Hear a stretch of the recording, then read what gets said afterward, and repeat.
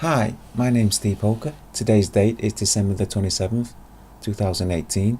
The time is 11:38 p.m. I'm just kidding, guys. It's not really Steve Holker. It's your old friend, Shining Light. Just thought I'd drop a end of year message for the few that are still listening. I did have some thoughts that I did want to get off my chest, and how do you elaborate it? How do you articulate these passing thoughts that linger over days and you mull over during the months, particularly over the current events? I mean, just in the UK news, just as we said, if you remember when we had that podcast with Heartburn, Brexit, manoeuvring the country into having an exit from the EU that's going to be so bad. That's going to be so bad for the UK that staying in the EU would be better. And then now offering another referendum for the UK to stay in the EU or leaving on Theresa May's deal. Now, one thing that needs to be said is nobody asked the government to make an exit deal. This was a completely contrived strategy by the Tories so they could manoeuvre in this current this current situation. We don't need to have a deal to leave. Nobody asked the Prime Minister, nobody asked the Tories to go and barter a deal. This is something they did. So that's something to remember, guys, and something that's going on across the world, I think, or across the Western world, where the elites now are growing increasingly concerned about the rebellious feeling of the population. I think they're calling it populism, in fact, which is a strange term to use, but even though it should fill us with some hope before any revolution takes part, those in power, those in authority, usually get some hint that a revolution might be coming. There's certain things about it that darken the enthusiasm that one might find themselves having for it. I think that could be expressed in the other UK news where, like the EDL and the BNP, the National Front, the Britain First, Combat 18, and that they would come to be regarded as the terrorist groups, as is currently the case. The CID and MI5, MI6 have now listed all those said groups as priority terrorist threats. But I got no satisfaction in being correct about that. I got no satisfaction in being right about the rise of the racist cults in the UK.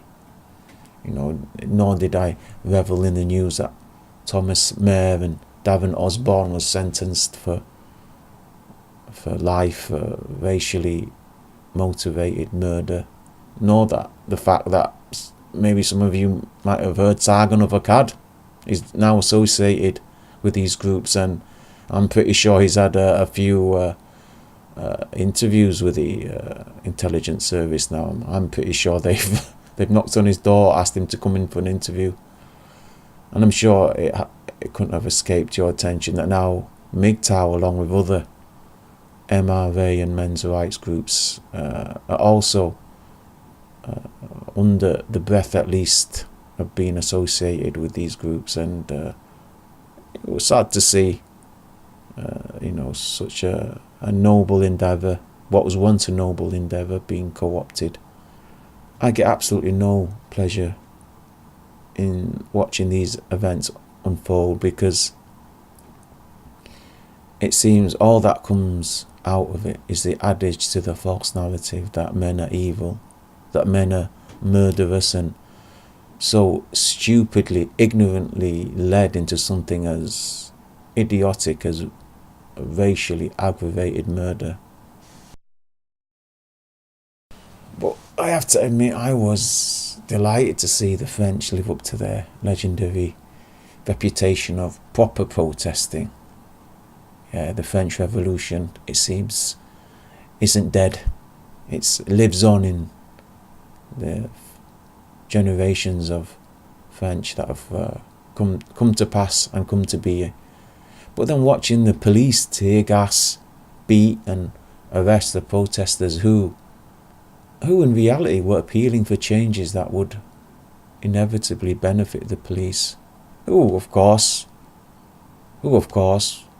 are just people who would go home to similar conditions and laws and rights as the protesters. And it just reconfirms what we said about how men support the system. Not a few men, but men en masse. How do you save men when men are ones perpetuating their own slavery? How many men join the armed forces, join the police? How many men fight and kill so that the 1% can have everything and the rest of the people just endures? We do bring it on ourselves, don't we? The general world news, the trade war going on, the resurfacing of Cold War rhetoric, the Zionist expansion, the secret society, their mission creep towards world war is becoming apparent. But then, that's to say, murdering millions in Vietnam, Iraq and all over the world in other countries, that's not a world war. That's evil enough to call a world war. I guess 1 billion people must die in quick succession before we call it a world war. My point is, they will use this as a narrative that men are evil, men are just brutal, warring barbarians who are only useful as drones and grunts, who are utterly disposable, which is strange to me because if we take for example the UK Parliament, out of the 117 or so women who voted, 92 of them voted to invade Iraq. So where was the peace-loving, caring women then? And the Israeli army, most notorious for torture, murder, oppression, and currently wiping out another nation off the face of the earth, have the highest percentage of serving females. And let's not mention Condoleezza Rice, Madeleine Albright, Margaret Thatcher, Hillary Clinton and our very own Theresa May, who, I must mention, was the feminist MP who before becoming Prime Minister tried to push for a change in law which would make it a criminal offence for a man to shout at a woman. This was Theresa May, our most powerful figure in the UK. The best man for the job is a woman. What does that say about society? But our feminised, pacified society zombifies the working class by using the lower class as a fear tactic. Like, look at them. If you stop working, you'll end up homeless. You'll end up starving.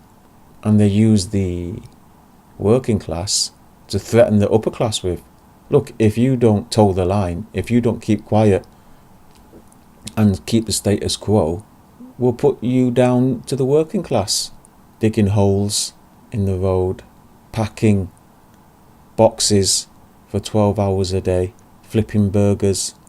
All that is still largely fueled by the compliance, servitude and self-sacrifice of men who willingly serve the system and hence keep the matrix ticking over. But the thing is, such thoughts can be disheartening, and it can sort of lead you to a defeatist attitude, which of course is something we want to avoid. I'm not trying to depress men anymore. We're not trying to drive ourselves down. Any such philosophy or ideology that does so cannot be a working one. Sometimes I feel like I'm in a film and I can't bear to watch the ending because I feel I know what's going to happen. But the truth of the matter is, none of us know what's going to happen.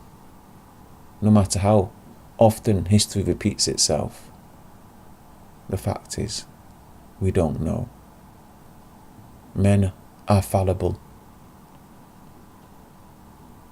Our vision is limited.